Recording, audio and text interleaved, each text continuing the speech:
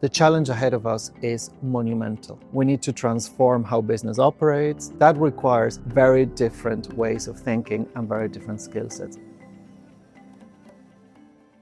For us in Business in the Community Ireland, we see the world of sustainability and the world of social inclusion as very much interconnected under this notion of a fair and just transition. And that is why, and the evidence is abundant in terms of how diverse workplaces will have more innovation, more creativity, will be able to better reflect the different views and perspectives that are out there in society. And those views are of customers, of suppliers, of business partners, and of local communities.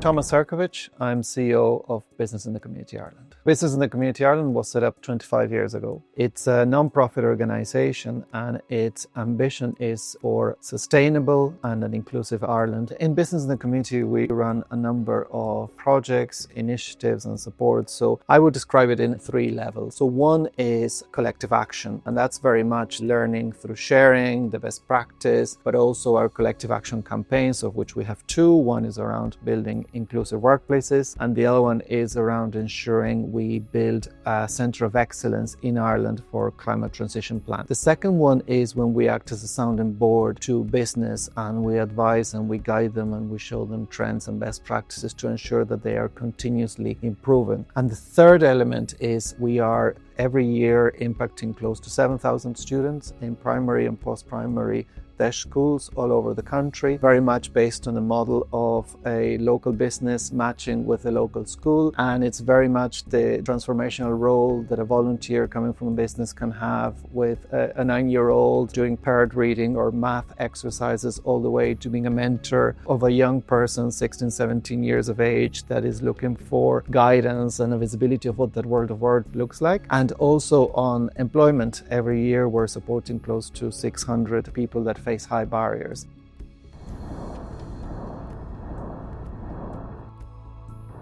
It's always looking at the model of how business can impact on the employability of people and ultimately being flexible in their recruitment and their retention and promotion practices to ensure that diverse thinking can get through the business. Diversity and inclusion can be sometimes put in a very narrow box of, yes, we're all very different and we have days when we celebrate International Women's Day or Pride or whatever it is, but ultimately the key success factor is if we can include into our workplace, into our decision making, into our design or innovation, people that think differently.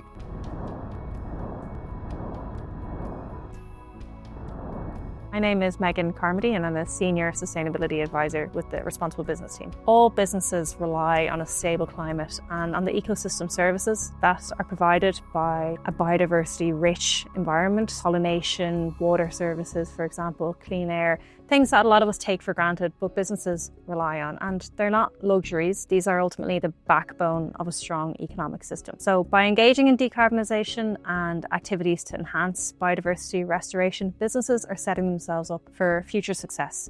And they're ensuring that they are prevented from being exposed to the vulnerabilities and the shocks that come with climate breakdown and nature loss that we're seeing more and more of these days. As well as that, there are improvements in cost savings. So by reducing energy use, reducing water use, reducing virgin material use, businesses save money. And this is better for them and it's better for the customer. It also helps to achieve Ireland's national climate objective, which is beneficial for everybody. So businesses, by virtue of operating in communities around the country, will then have knock-on positive effects on those communities in terms of cleaner air, cleaner water, for example.